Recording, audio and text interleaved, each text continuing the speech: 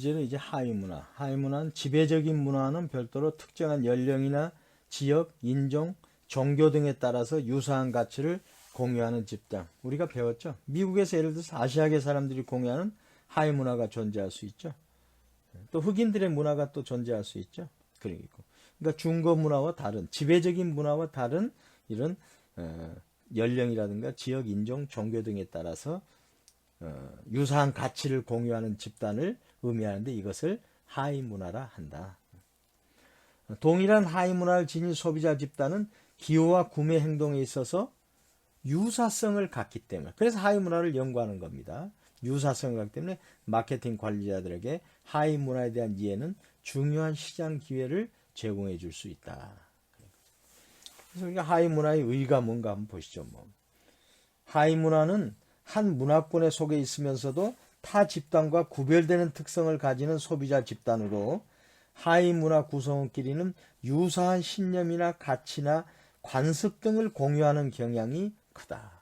그래서 이제 아시아 사람들이 미국으로 유럽으로 가면은 굉장히 하위 문화가 발달이 돼 있다 그래요. 그래서 이제 우리도 LA에 가면 코리아타운 있지 않습니까? 샌프란시스코 가면 또 차이나타운도 있고요. 많아요. 그런 각 집단, 하위 집단이 함께 공동 어떤 집단 문화를 형성하면서 그 커뮤니티를 형성하는 데가 많거든요. 또 일본 많아요.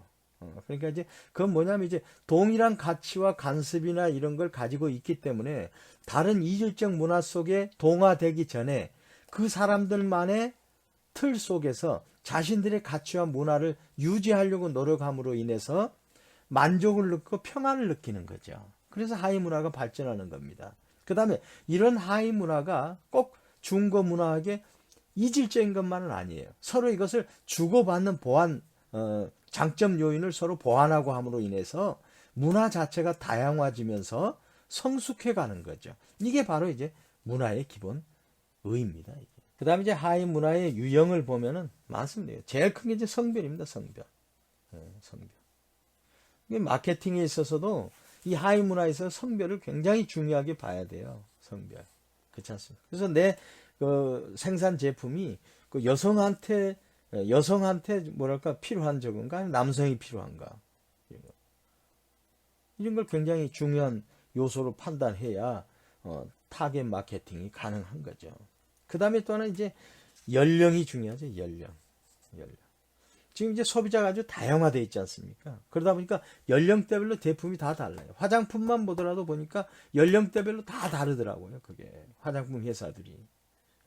그러니까 그렇지 않으면 화장품 회사로서 존속이 어려운 거예요. 그만큼 이제 연령들의 문화가 어떻고, 젊은이들 문화가 어떤지, 젊은이들의 가치체계가 뭔지, 그 신념이 뭔지, 이게 다 문화와 함께 연결해서 마케팅 포지셔닝을 해야 될 거 아닙니까? 그래서 연령이 굉장히 중요한 하위 문화다.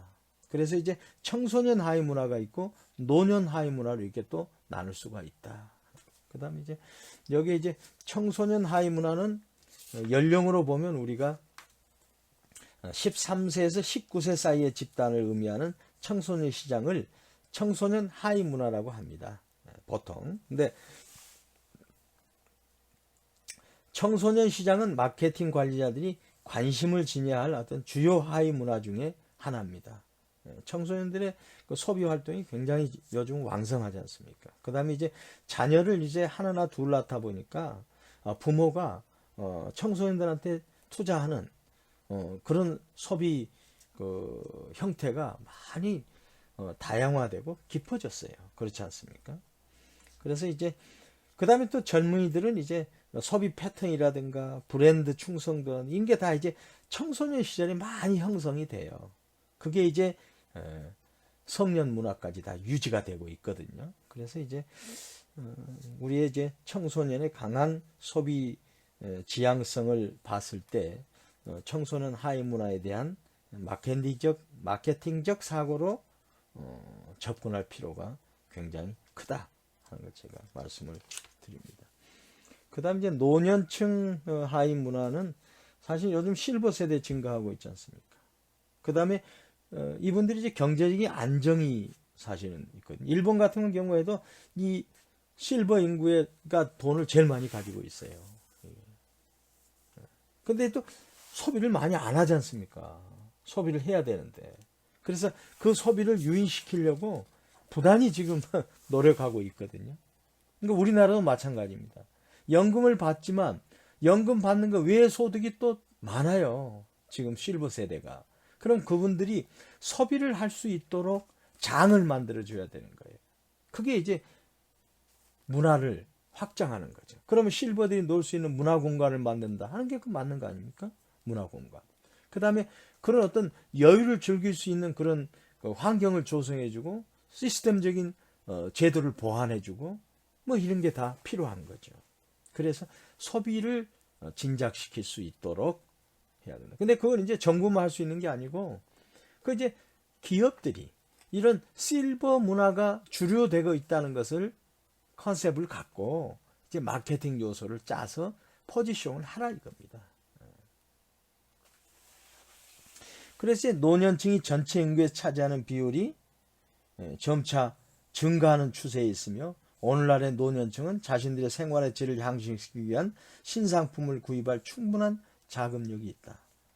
그러니까 이제 국민연금 연금 제도의 확산을 위해서 노년 시장의 확대가 예상된다. 다행스러운 것은 이제 노년들이 옛날에 우리 부모들은 돈을 쓰는 것을 좀 죄악시했어요, 사실.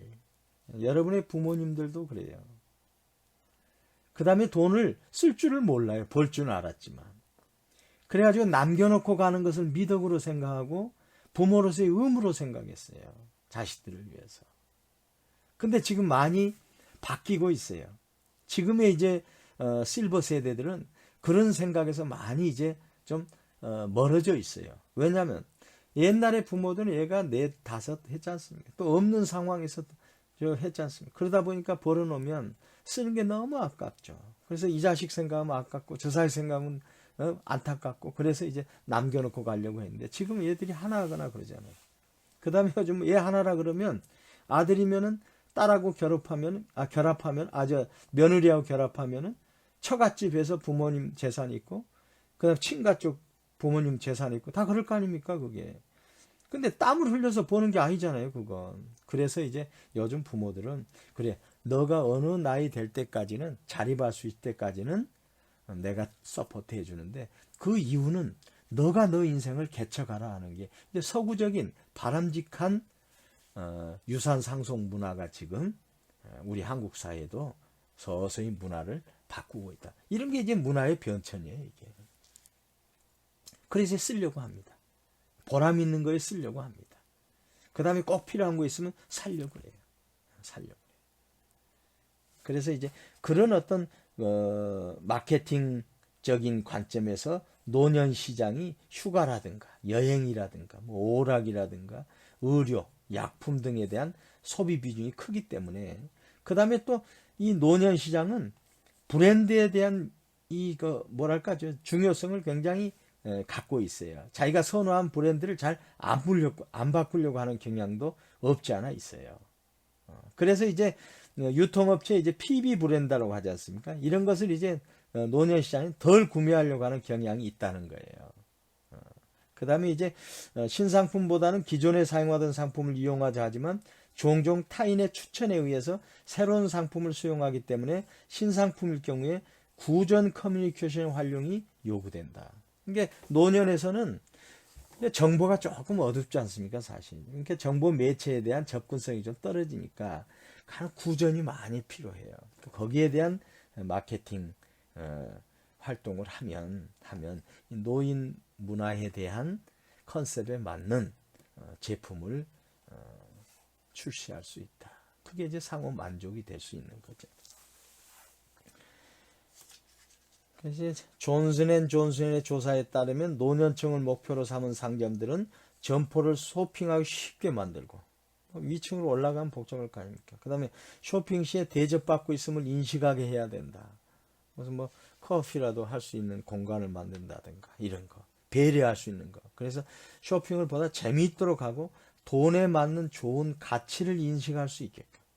내가 이 돈을 쓰니까 내가 이런 대접을 받는구나 하는 것을 뭔가 프라이드를 느낄 수 있게 했을 때 성공한다는 거예요. 그러니까 이제 서구 사회는 보면은 이런 마케팅 요소를 하나 하는 데 있어도 굉장히 치밀하게 연구를 해요. 치밀하게. 그 다음에 이제 보면 이제 지역이 있죠, 지역. 지역 따라 많이 다릅니다. 예. 그래서 지역 하위 문화를 확인하는 두 가지 접근법인데, 하나는 한 나라의 공통적인 인구 통계적 특성을 기반으로 한 하위 문화 구분이 하나 있고, 또 하나는 지리적 인접성을 기반으로 한 하위 문화가 있다. 우리 한국 같은 좁은 땅덩어리 속에서도 그런 지역적인 문화 특성의 차이가 존재하고 있다. 다시 말씀드려서 마케팅적인 요소에서 지역을 고려해서 타겟팅하고 포지션할 필요가 있을 정도로 어떤 유의미한 그런 구분이 지역을 통해서도 이루어지고 있다 하는 걸 우리가 확인할 수가 있는 겁니다. 그 다음에 또 예를 들어서 어느 지역에 광고를 할 때는 어떤 요소가 더 장점이 있는가를 파악해서 거기 문화에 맞춰서 광고를 하면 훨씬 더 소비자가 체감이 빠르겠죠. 그래서 이제 전국 단위로 광고도 하지만 지역 단위로 나눠서 광고하는 경우도 있다. 그 다음에 각 지역마다 또 좋아하는 스타들이 따로 있을 수가 있어요. 그러면 그런 스타 마케팅을 통해 가지고 내 제품을 고객들한테 제시할 때 더 많은 소비자의 호응을 얻을 수 있다. 지역 문화입니다. 그 다음에 또 이제 인종이 있었어요. 인종. 저희야 이제 백인 민족이라고 하니까 인종 차이가 없지만 미국만 해도 남부는 이제 백인 문화가 아주 요새 보수적이지 않습니까? 그러니까 동부는 다 아일랜드를 비롯한 앵글로 문화가 또 강화되어 있잖아요. 또 샌프란시스코 이쪽은 멕시칸들이 많이 하다 보니까 또 중남미 문화하고 많이 접촉이 되어 있지 않습니까? 어느 지역은 또 흑인 문화가 발달되어 있고 이런 여러 어떤 인종 간의 구분이 될 수 있는 그런 문화들이 존재하고 있는 거죠. 그럼 미국은 지금 예를 들어서 히스패닉 소비자들이 가장 미국 내에서 젊은 집단이, 그러니까 3분의 1 이상이 18세 이하라는 거예요. 예를 또 많이 나지만 또 가족 관계의 개념이 굉장히 강해요. 가족 문화가. 그래서 대가족 제도를 유지하는 비중이 높아요. 그러면 가족 문화에 소구할 수 있는 그런 마케팅 전략을 또 써야 되겠죠. 그 다음에 커뮤니티 내에서 유대가 강해요. 그 다음에 미국 내 아시아인들은요, 인구가 가장 빠르게 증가하는 집단 중에 하나인데 부자예요. 부유해요. 그 다음에 아시아 사람들의 특징은 교육열이 굉장히 강해요. 그래서 무조건 대학에 보내려고 그러고, 그 다음에 그 화이트 칼라를 굉장히 선호하게 하고, 그런데 공부하도록 하고 막 그래요. 그러니까 또 의사들도 많이 배출되고요. 그러다 보니까 문화 수준이 높은 거예요. 그렇게 이제 하이테크 제품에 대한 선호도가 높아지겠죠. 이제 그런 인종적 문화적 특성을 고려한 마케팅 활동이 필요하다. 이렇게 보는 거죠. 아무튼 이런 다양한 문화적인 하위 문화 내지는 이런 것을 연구하는 게 마케팅적인 요소에 있어서도 굉장히 필요한 사안이기 때문에 연구한다. 우리 이렇게 보시면 됩니다. 우리가 하위 문화 범주를 보면요, 국적을 보면 한국인, 미국인, 중국인, 영국인 등이고, 그 다음에 종교를 보면 불교, 기독교, 천주교, 기타. 지리적 위치로 보면 우리 한국만 보면 경상도, 전라도, 충청도. 인종은 황인종, 백인종, 흑인종. 연령으로 보면 10대, 20대, 30대, 40대, 50대 이상 이렇게 되고요. 그러니까 성별로 보면 남성이냐 여성이냐, 직업은 교수냐, 회사원이냐, 변호사냐, 기능공이냐, 목수냐 등 다양하고, 사회 계층은 이제 하층 문화, 중층 문화, 상층 문화, 이렇게 이제 우리가 하위 문화 범주를 구분할 수가 있겠죠. 많은 기업들이 현재 글로벌 활동 영역을 넓혀가고 있음에 따라 비교 문화를 이해하는 것은 아주 필수적이다. 따라서 특정 국가의 문화는 다른 대상 국가의 문화와 비교해 연구될 필요가 있으며, 이런 연구를 비교 문화 연구라고 한다. 근데 여기서 우리가 한 가지 간과해서는 안 되는 게 뭐냐면, 문화라고 하는 것은 서로 다른 거지 틀린 게 아니다 이거죠. 그 다음에 그 문화는 그 문화를 지탱하고 있는 집단이 가장 선호하는 거기 때문에 서로 존중해야 되는 거예요. 존중해야 되는 거예요. 그러니까 내 문화가 낫다라고 나는 가치 판단을 해서 결정할지 모르지만, 다른 문화는 그 대상의 사람들은 그 문화가 낫다고 본다 이거죠. 그것을 우리가 항상 망각하면 안 돼요. 국내 기업이 해외로 나아갈 때 비교 문화에 대한 이해가 부족해서 새로운 관습이나 가치 체계, 태도, 노동 습관 등에 직면하면서 문화적 충격을 받는 경우가 많았어요. 그러니까 이제 우리는 옛날에 그냥 아예 그 보수적인 가장 문화 속에서 이 노동도 있어가지고 강제로 시키고 막 그랬지 않습니까? 근데 그런 게 다 그 해외는 달라요. 그게. 그리고 이제 문화적 충격 속에서 그걸 적응 못하면 기업이 도태되고 쫓겨나오게 되는 거예요. 그게. 근데 이제 옛날에 그랬는데 지금은 이제 그 문화를 얼마나 존중하는데요. 그 다음에 그와 관련된 전문가들이 기업에 다 있어요. 그 다음에 그 유명한 그 전문가들 자문을 다 받고 갑니다. 그래서 실수하지 않아요. 한 번 잘못 실수하면 그냥 그 전체 국가가 그냥 매장시켜 버리지 않습니까? 그래서 굉장히 그런 데 대해서 기업들이 조심하고 있다 하는 걸 우리가 이해를 해야 됩니다. 그 다음에 초기 해외 시장 진출 시 현지 문화에 대한 이해의 부족과 더불어 자국의 문화적 가치를 기준으로 타국을 바라보는 자기 중거 기준의 활용으로 인해서 문제 요소가 많이 돼. 그러니까 내 문화를 기준해 가지고 다른 문화를 평가하는 거예요. 이건 있을 수 없는 일이죠, 그게. 근데 우리가 초기에는 그래서 시행착오가 많이 있었어요. 근데 그게 이제 많이 개선이 된 거죠. 그래서 한국의 비즈니스맨들을 굉장히 우수한 집단으로 다들 인정해주고 그래요. 그런 게 중요합니다. 그래서 이제 현재는 해외 진출 시에 비교 문화에 대한 이해를 바탕으로 해서 차이가 나타난 측면은 어떻게 하느냐? 현지 적응화 전략을 해요. 그러니까 우리 기업에서 해외 보낼 때 그 언어도 가르치지만 그 문화에 대해서 집중적으로 가르쳐요. 그래서 그 문화는 이러한 기본적인 배경이 있구나. 그래서 그 다음에 이런 사람들 문화 습관은 예를 들어 머리 만지는 것조차도 가르쳐요. 우리는 예쁘다 그러잖아요. 근데 그 사람들은 그게 아니에요. 모욕으로 볼 수 있고, 그죠? 또 아동에 대한 성 추행으로도 볼 수 있고, 심각하지 않습니까? 근데 그런 문화를 철저하게 현지 적응화 교육을 시켜서 주재원들을 보냅니다. 보냅니다. 그러니까 이런 사람들이 또 한국 문화도 충분히 잘 가르쳐서 보내야 돼요. 왜? 그 사람들도 우리 한국 문화를 알기를 원해요. 거기 가서 무조건 그쪽 문화에만 뭐 맹종하거나 뭐 하라는 게 아니고 우리 한국 문화도 이런 게 있다는 걸 보여줄 때 서로 문화적인 유대 내지는 연대가 형성이 돼서 비록 우리가 상품을 가지고 팔지만 우리의 국격을 파는 게 되는 거예요. 그게. 그래서 우리 이제 기업 같은 데서 해외 주재원들을 사실은 민간 외교관이라고 그러죠. 실질적으로 외교관보다도 더 중요한 일을 해요. 왜? 체험 속에서, 현장 삶 속에서 서로 접촉하니까요. 그래서 우리 한국의 브랜드들이 굉장히 좋은 이미지를 갖고 있다. 그것은 우리 한국인들이 그런 문화 적응력이 굉장히 뛰어나다. 그 다음에 현지 적응화 전략을 잘 마스터했다.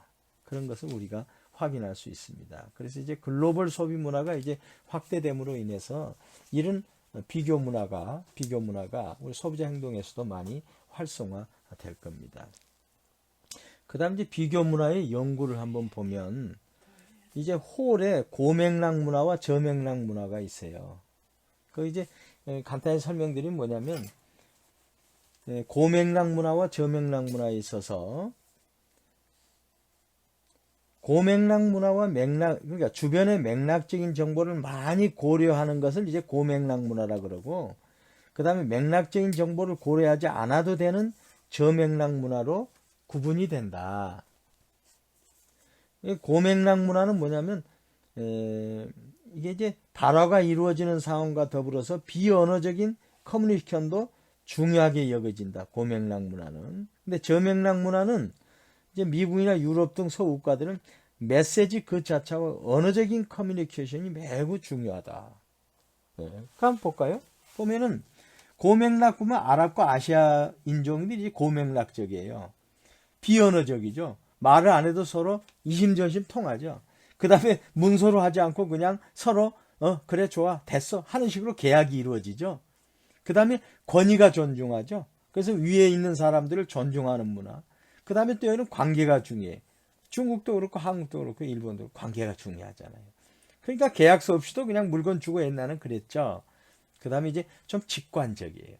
이게 그래서 이치를 따져서 하지 않고 그냥 이 감정적인 직관에 의해서 하는 경우가 있고, 이 저맥락은 이제 서양 사람들을 우리가 이분들은 언어적 커뮤니케이션이에요. 부모 자식 간에도 계약서를 쓰고 그래요. 결혼해도 계약서를 써요. 그래야 이 양반들은 그게 편한가 봐요. 당연한가 봐요. 우리는 만약 그러면 내 못 믿어 해가지고 그냥 끝내버리잖아요. 근데 이런 사람들은 오히려 안 쓰는 걸 이상하게 생각하는 거예요. 그 다음에 문서화예요, 항상. 문서화. 그 다음에 과업을 중시해요. 결과를 중시한다 이거죠. 그래서 논리적이고 직선적이고 그 다음에 규칙에 기반한 의사결정을 해요. 그래서 이제 직장 문화나 이런 걸 때 MBO라는 거 있지 않습니까? 이게 이제 목표 관리. 이거 자체가 미국에서 나왔어요. 그 다음에 뭐 CRM이니 뭐냐는 온갖 이런 게 다 BPR이니 하는 게 다 미국에서 서양적인 관점에서 나온 거예요. 다 과업을 중시하고 문서로서 하고 다 그런 거죠. 근데 이제 우리 이제 한국이나 일본이나 이런 데는 이제 인간관계. 그래서 이제 정년 없이 여기는 계약을 다 하잖아요. 서양은. 정년 없이 그냥 근무할 수 있도록 하는 거. 뭐 이런 거 다. 그 다음에 이제 연공 소율에 따라서 어느 일정 기간이 되면 진급하고 하는 거. 그래서 선배를 존중하는 문화 이런 게 된 거죠. 근데 지금은 이제 이런 고맥락 문화, 저맥락 문화가 많이 이제 서로 상호 보완적으로 서로 도움을 주고 있다. 그렇게 해서 지금 많이 바뀌고 있다 하는 걸 우리가 이해하면 되고요. 그 다음에 이제 합스테디 이제 문화 유형론을 보면은 문화를 권력거리하고 개인주의, 뭐 남성성, 불확실성 회피, 장기 지향성 등 5가지로 유형화를 했어요. 그래가지고 각 국가들이 지니고 있는 특성들을 조사해가지고 정량화한 거예요. 굉장히 의미가 있죠. 정량화. 그래서 권력거리는 사회 내에서 불평등과 힘의 격차를 받아들일 수 있는 정도를 의미해요. 그러니까 불평등을 어느 정도 우리가 받아들이냐. 그 다음에 힘의 격차를 어느 정도 받아들이냐. 그러니까 이제 그런 권력에 있어서의 그런 그런 권력에 있어서의 그런 이제 존재를 나는 이 정도까지 받아들일 수 있냐 하는 거. 그런 게 이제 권력거리입니다. 그 다음에 개인주의는 개인의 목표와 그룹의 목표가 있을 때 개인의 목표에 우선순위를 두는 정도에 따라서 개인주의가 활성화되어 있다, 개인주의가 부족하다 이렇게 정할 수 있는 거죠.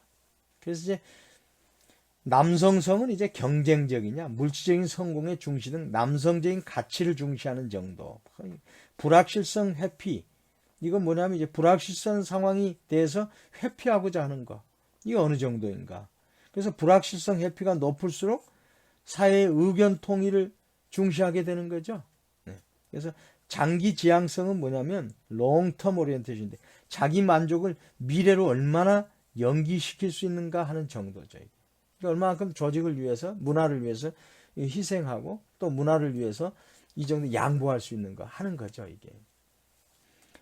그래서 이제 여기 제가 10-7은 그림을 제가 도표를 안 해놨는데 한중일 비교를 해놨는데 보면 이제 한국의 경우에는 미국과 비교해서 권력거리 정도가 크게 나타나고요. 권력거리 정도가. 그러니까 이제 힘의 격차를 인정한다는 거예요. 크게 하고.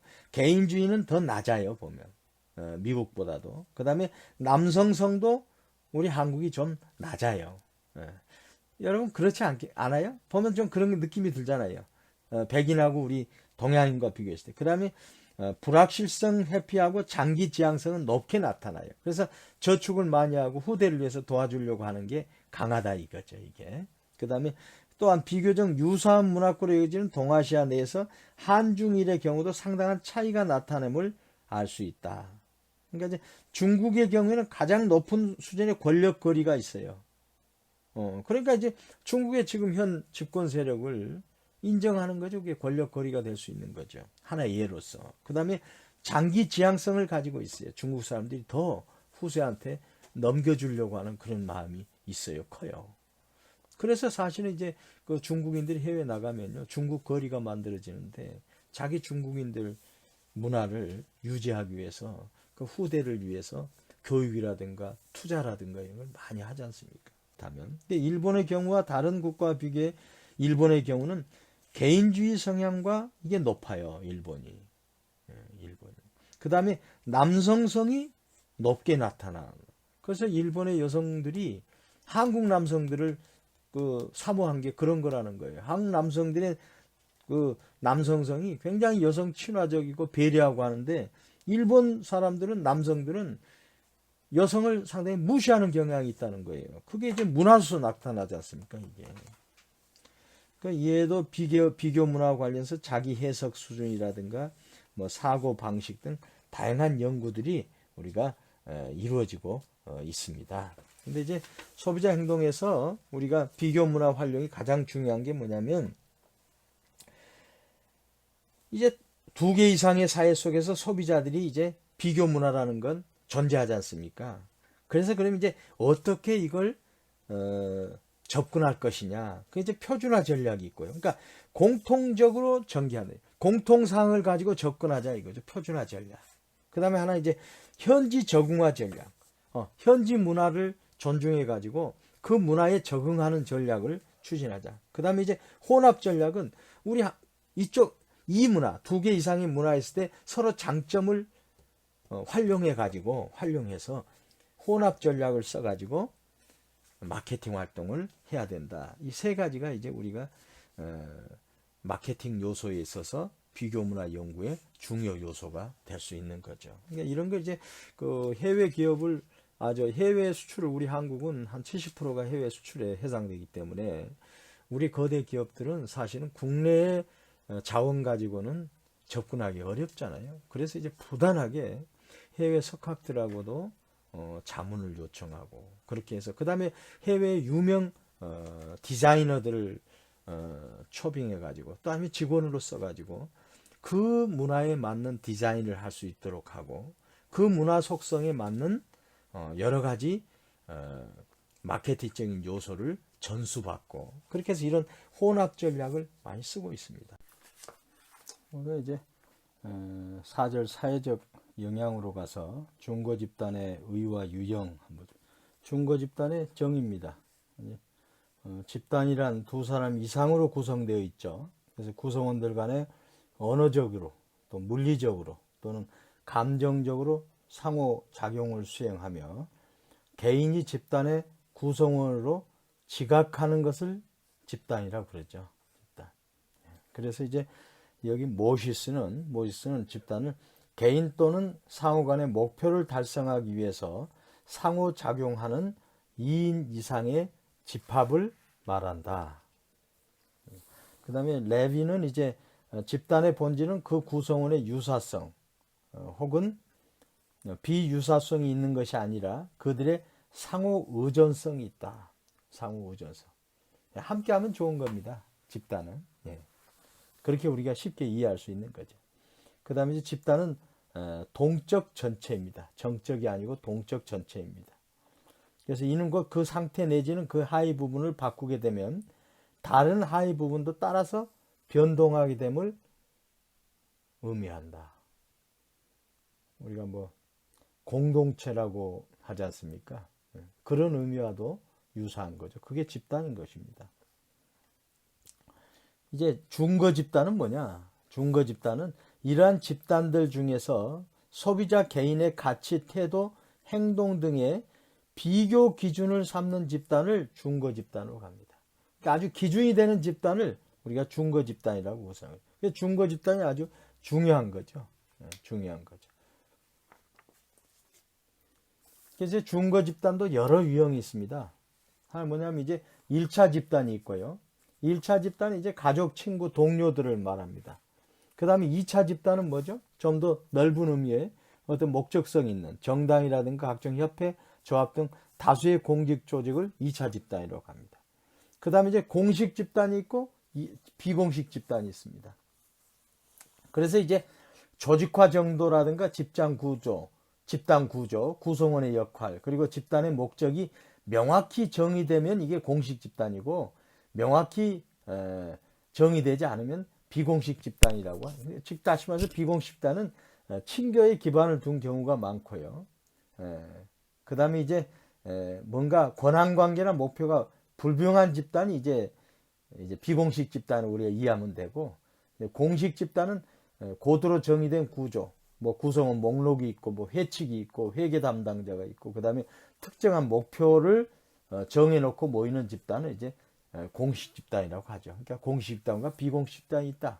그 다음에 1차 집단과 2차 집단이 있다. 그렇게 하면 돼요. 그 다음에 이제 그것도 보면 이제 뭐 직장 집단도 할 수 있고요. 직장 집단 내에서도 공식적 직장 집단이 있고 비공식적 친교 집단이 있고 그러겠죠. 회원 집단이 있고요. 비회원 집단이 있습니다. 회원 집단도 보면은 긍정적 회원 집단이 있고요. 또 거부 집단이 있습니다. 거부 집단. 그 다음에 비회원의 경우에 이제 열망 집단이 있고 그 다음에 회피 집단이 있습니다. 그건 태도와 연관된 건데요. 태도와 연관된데 회원 집단에 있어서 긍정적인 태도를 갖고 있는 사람은 긍정적 회원 집단으로 들어갈 거고 부정적 태도를 갖고 있는 사람은 거부 집단으로 들어가겠죠. 그래서 그 집단을 거부하는 경우가 생기겠죠. 회피하려고 하겠죠. 소극적이겠죠. 그런 게 있고. 그 다음에 이제 비회원 집단인데 태도입니다. 그래서 열망 집단이 있고 열망. 뭔가 가입하고 싶어하는 열망이 있는 거. 그 다음에 회피 집단은 거기에 영향받기를 거부하는, 싫어하는 그런 회피 집단이 있다. 우리가 그렇게 이제 쉽게 이해하면 될 것 같습니다. 그 다음에 또 이제 소집단하고 대집단이 있어요. 소집단은 이제 인적 상황에 대해서 보다 잘 알 수 있겠죠. 그 다음에 집단 내에서 모든 구성원의 구체적인 역할이나 활동에 대해서 보다 잘 인지할 수가 있겠죠. 소집단. 대집단은 좀 느슨한 형태겠죠. 예. 그래서 이제 소비자 행동 관점에서 마케팅 관리자들은 소집단이나 비공식 집단이나 1차 집단이나 회원 집단에 더 많은 관심을 가지게 된다. 왜냐하면 그들이 일반적으로 소비자 구매 의사결정에 더 큰 잠재적인 영향력을 행사할 수 있기 때문이다. 소집단 가족이죠. 비공식 집단은 뭔가 공식 집단이 아니면서 느슨한 형태의 친교를 통해서 유지됐으니까 서로 구정이라든가 정보 교류에서 더 부담이 없겠죠. 그 다음에 1차 집단은 마찬가지 1차 집단도 이 가족이나 친구 동료니까 더 훨씬 더 친교가 더 있는 거 아닙니까? 그 다음에 이제 집단이 적을수록 더 소집단일수록 더 의사소통이 더 잘 되고 그래서 여기에 더 소비자 행동 관점에서 이 집단에 더 관심을 갖는다. 이 정도 우리가 이해하면 됩니다. 그 다음에 중거 집단의 영향 보면은 중거 집단의 영향 유형이 보면 전문가적 힘하고 그 다음에 중거적 힘하고 보상적 힘이 있어요. 이게 그건 뭐냐면 이 전문가적 힘은 이제 정보 제공적이죠. 그래서 목표가 지식입니다. 지식. 그 다음에 원천에 인지된 특징이 뭐냐면 신뢰성입니다. 신뢰. 그 다음에 전문가의 힘의 유형이죠. 전문가. 그 다음에 행동은 수용하게 만듭니다. 이게. 그러니까 전문가가 신뢰성을 가지고 지식을 통해서 정보를 제공하면 수용하게 되는 거죠. 영향력이 제일 큰 거죠. 전문가 집단이. 그 다음에 이제 중거적 집단은 행동을 동일시합니다. 나더 기준에 내 기준에 거기 들어갈 거야 하는 겁니다. 그러다 보니까 특징이 유사성이 있는 거죠. 그 다음에 자기 유지를 충실화하려고 그래요. 그 중거에 맞추려고 합니다. 그래서 비교 기준을 내서 거기에 벗어나려고 하질 않거든요. 이게 중거적 집단입니다. 그 다음에 이제 보상적 집단이 있어요. 보상적 힘은 이건 규범입니다. 규범으로서 강제하는 거죠. 그 다음에 목표는 보상하는 겁니다. 근데 파워가 있으면 그쪽에 끌리게 되는 거죠. 그래서 동조하게 되는 겁니다. 그래서 이제 중거적 집단은 정보 제공적 영향력에서 비교 기준적 영향력에서 규범적 영향력에 있어서 힘의 유형이 전문가 집단이냐 중거적 집단이냐 보상적 집단이냐에 따라서 거기에 이제 이 중거 집단의 영향을 충분히 분석해 가지고 마케팅 활동을 수행해야 된다 하는 거고요. 그 다음에 이제 중거적 집단의 이제 영향력 결정 요인은 집단 요인을 보면 집단 요인이 이제 중거적 집단 요인의 영향력 결정 요인을 보면은 여기에 이제 중거적 집단의 집단 요인은 집단 요인하고 개인 요인하고 상품 요인이 있습니다. 그래서 이제 집단 요인은 집단 응집력에 따라서 결정되는 거죠. 그 다음에 집단 구성 간의 공동 지향성, 집단의 압력이 어떤가, 그 다음에 집단의 크기가 어떤가. 원래 소규모가 대규모보다는 더 중거 집단 영향력이 크죠. 그 다음에 동조 압력이 큰 집단이 더 영향력이 크죠. 저항보다는. 그 다음에 공동 지향성인 집단이 바로 이제 집단 요인에 있어서 영향력을 강화시키고요. 그게 정보 원천이 되고 신뢰, 브랜드를 선택하게 되는 거죠. 집단 응집력은 이제 조직 내 영향력의 결과로서 나타나는 거고. 그다음 개인 요인은 보면은 집단에 대한 매력이 크면 클수록 영향력이 높아갑니다. 그러니까 타인의 행동에 대한 지식이 높으면 높을수록 영향력이 커집니다. 그 다음에 자신감이 높을수록 영향력은 떨어집니다. 개인 요인에 있어서는. 왜? 자신감이 있는데 뭐 그쪽 영향받을 필요 없지 않습니까? 그렇죠. 그 다음에 소비자 개성도 친화 욕구라든가 자기 감시 수준, 뭐 열등감이 높을수록 영향력이 커집니다. 이게. 당연하죠, 이거. 네. 개인 요인이 있습니다. 중거 집단 영향력의 결정 요인에서. 그 다음에 이제 뭐냐? 상품 요인이 있어요.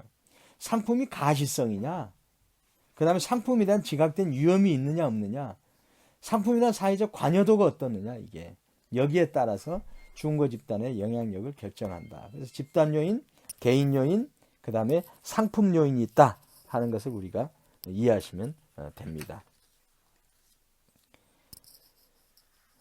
그 다음에 이제 우리가 상품 요인에 가서는 특별히 이제 상품에 대한 지각적 위험하고 상품에 대한 어떤 사회적 관여, 그 다음에 상품의 가시성. 근데 보죠, 뭐 상품 표 10-6을 한번 보면은 상품과 브랜드 선택에 대한 집단 영향의 정도 해가지고 나왔는데 브랜드 선택의 집단 영향력이 플러스다, 공적이다.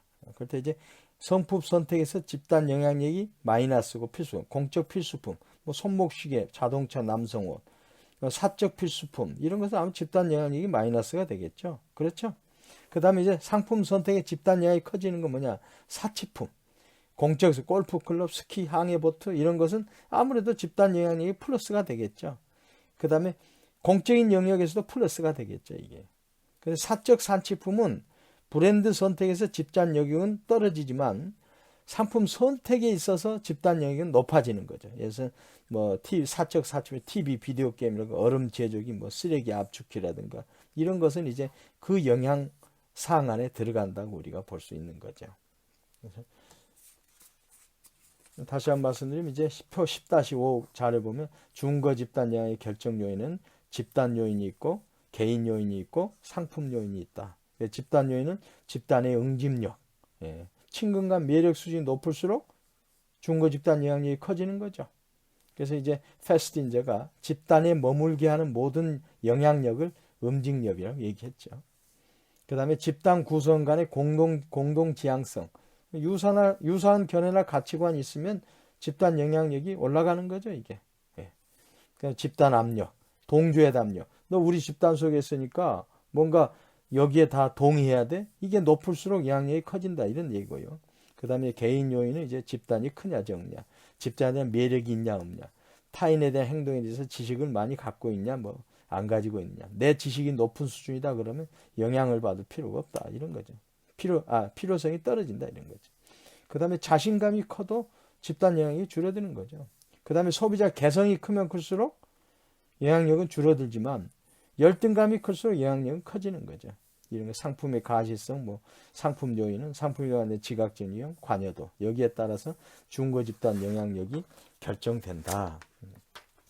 그래서 이제 제가 이제 소비자 행동 심리의 외적 영향 요인으로 문화에 대해서 전반적으로 여러분들한테 제가 설명을 했습니다. 사실은 우리가 사실은 문화라고 하는 것은 우리 실생활 속에서 적응하고 있는 거예요. 다 확인하고 있는 거예요. 그래서 이제 우리가 이 책 내용 통해서 문화란 이런 거에서 문화의 의의가 뭔가 우리가 확인하는 데 의미가 있는 거고, 그 다음에 문화의 구성 개념 정도는 우리가 알아야 되겠죠. 신념과 가치고 간섭과 의례고 법률에 의해서 문화가 규명되고 규정된다, 구성된다.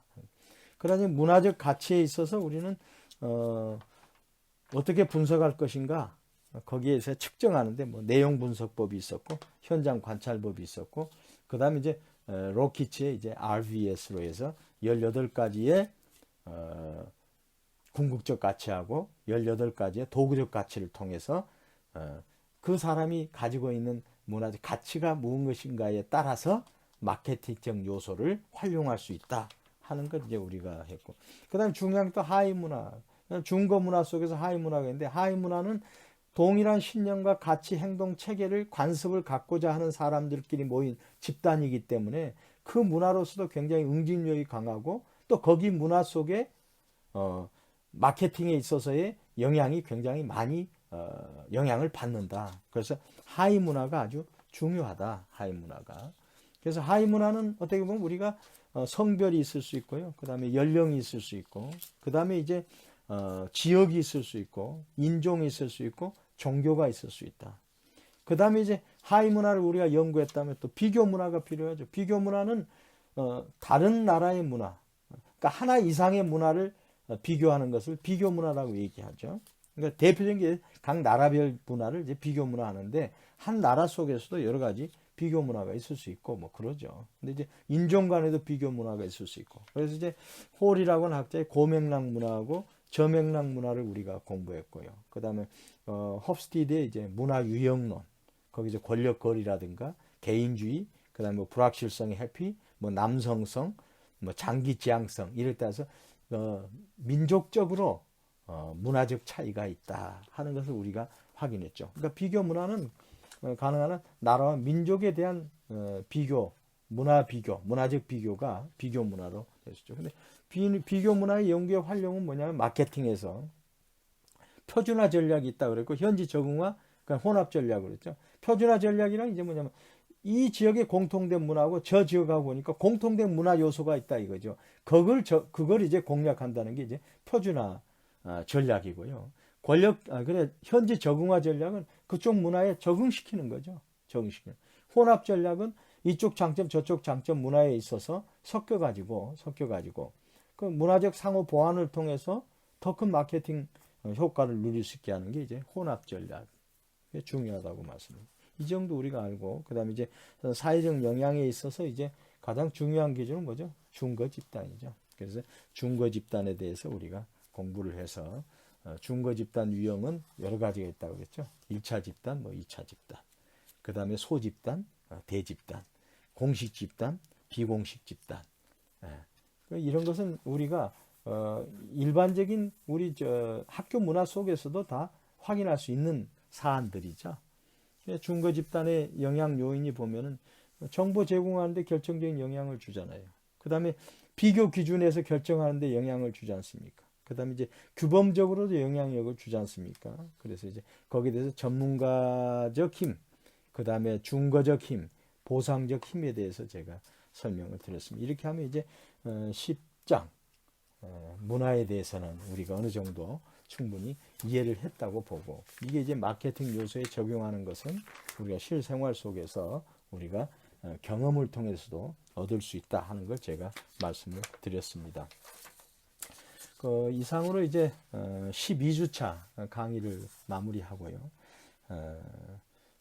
다음에 또 13주차 강의 때는 우리가 이제 오늘 처음에 이제 리뷰했던 이 범위 이후에, 지각과정 이후에 이제 학습 이후부터 해가지고 또 여러분들한테 한 1시간 정도 이 개성과 라이프 스타일까지 제가 설명을 드려서 충분히 여러분들이 또 이제 그 파트에